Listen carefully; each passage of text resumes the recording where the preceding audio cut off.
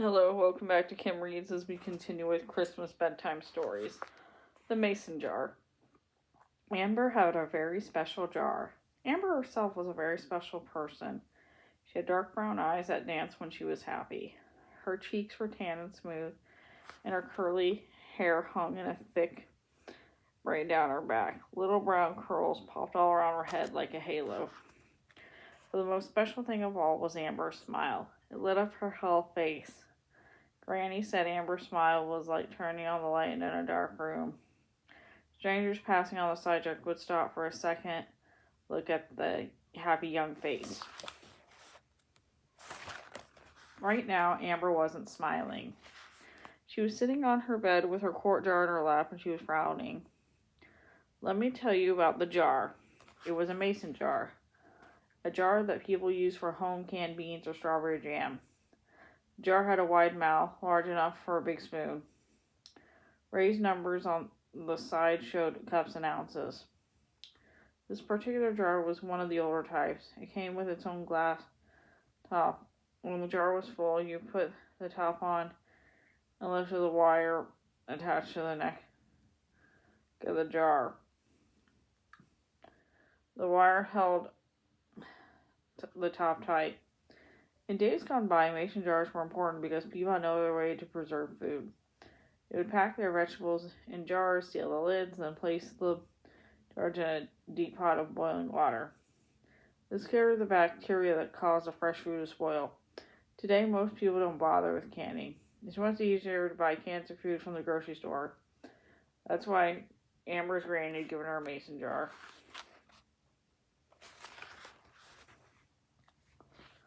There aren't many of these old jars left, Amber, Granny said. Every time I see one, I think of Mama June's kitchen. She had shelves and shelves of these jars, each one with something good inside that we had grown ourselves. Cherries, tomatoes, beans, pickles, jam, peaches. My mouth waters just thinking about them. Take good care of this jar. It'll be really valuable someday. The jar was already valuable. It contained $38.52. For almost a year, Amber had been saving up to buy the guitar in Music City's window. The first day she saw it, she knew it was meant to be hers. Glossy golden wood, nylon strings against the dark neck of the guitar, a fancy wooden design around the hole, and tuning the keys that looked like ivory. Amber had never played a guitar, but she knew she could. Especially a guitar like this one. Her fingers already knew how to feel the strings against the frets. In bed at night, she strummed an imaginary guitar, letting the nails of her hand pluck notes from the strings. Her body already knew how to cradle the instrument, how to lean into the sound until the guitar and the guitar player became one thing. How wonderful it would be to strum and sing and strum and sing. All she needed was $12 more. The guitar at Music City would cost $49.99. $12 would give Amber enough to pay her the guitar, with some change left over for tax. Maybe she'd get some money for Christmas. Maybe by the end of January, the guitar at last would be hers. Amber had worked hard all year, saving money to put in the mason jar, in addition to the regular chores she did for Granny. She ate leaves and she did some babysitting. All her money went straight in the jar, and last summer when she went to the carnival, she only let her spell herself $2.50. The guitar was much more important than going on every ride. Amber made some money on the paper route too. In October, Granny had taken over an early morning route for the Lead Star. Granny rolled the papers and put the rubber bands on. Amber delivered them so Granny could stay home while Jamie slept. Jamie was Amber's younger brother. He had a disease that left his legs too weak to walk on, so he used a wheelchair. Jamie looked a lot like his older sister. He had the same warm brown skin and curly hair. He had a nice smile, too, almost as nice as Amber's. But Jamie was famous for his singing. He loved to sing, and he did it all the time. On Sundays, his sweet, clear voice soared above the heads of sleepy churchgoers. Mrs. Whitby, who played the piano, thought Jamie was one of the best singers she had ever heard.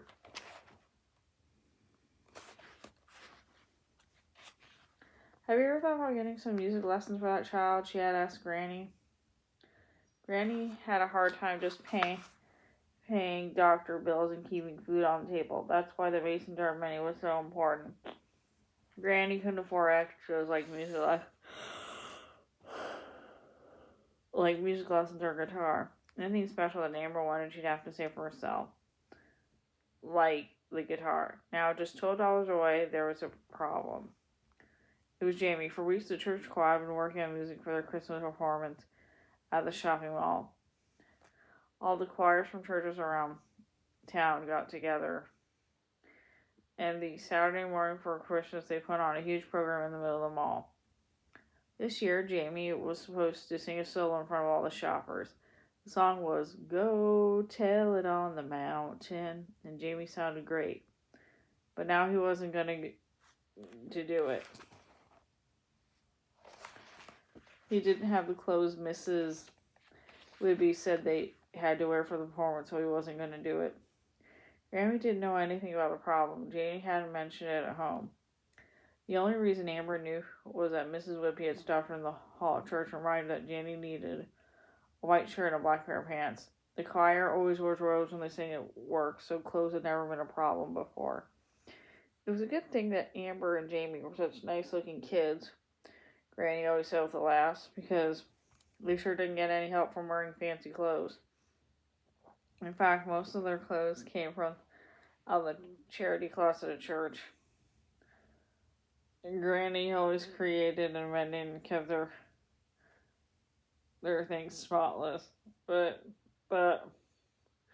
couldn't hide the fact they were all secondhand.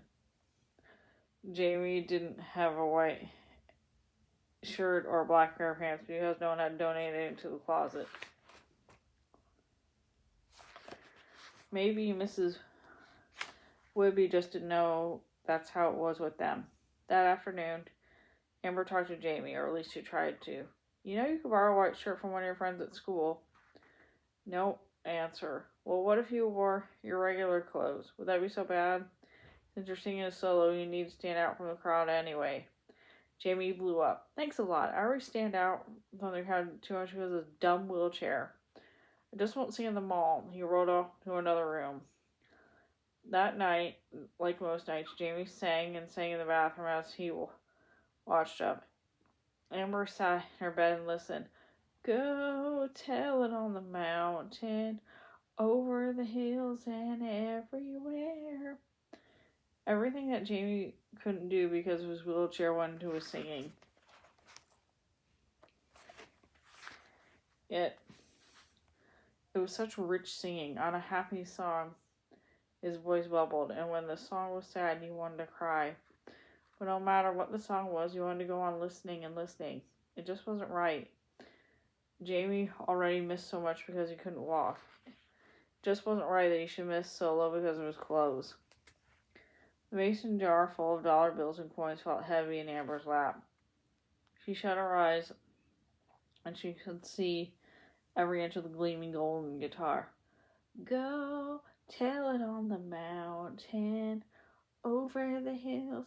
Slowly, carefully, so it wouldn't hurt so much, Amber closed the door on the idea of a guitar. The Saturday before Christmas came, and Amber was up bright and early to deliver newspapers. She rushed home and ran into Jamie's room. Come on, lazy bones, you got to wash up for the choir performance. It's knock their socks off solo day.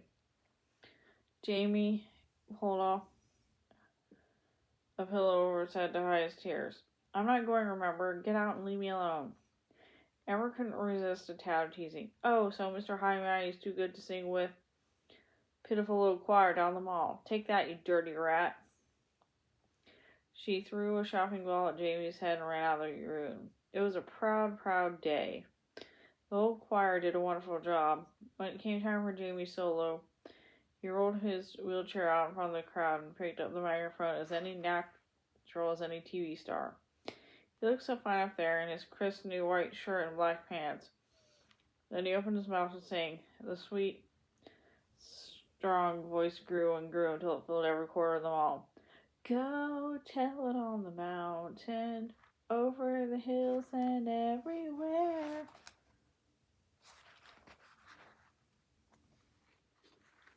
Shoppers all over the mall stopped to listen. For Jamie, Amber, and Granny, this was Christmas. Nothing could be better than this moment. Oh, they had a big meal on Christmas Day. They exchanged the small presents they had for one another. But this was it. Shining moment to be tucked away in the heart and saved forever. Later that night, after Granny had tucked exhausted, happy Jamie to bed, she came to Amber's room. She had a dollar bill in her hand. Amber watched as Granny dropped the money in the mason jar. Well, it's not an empty mason jar anymore, Granny smiled. Now it's a ready mason jar. She kissed Amber goodnight. And that's the end of that story. Thanks for listening.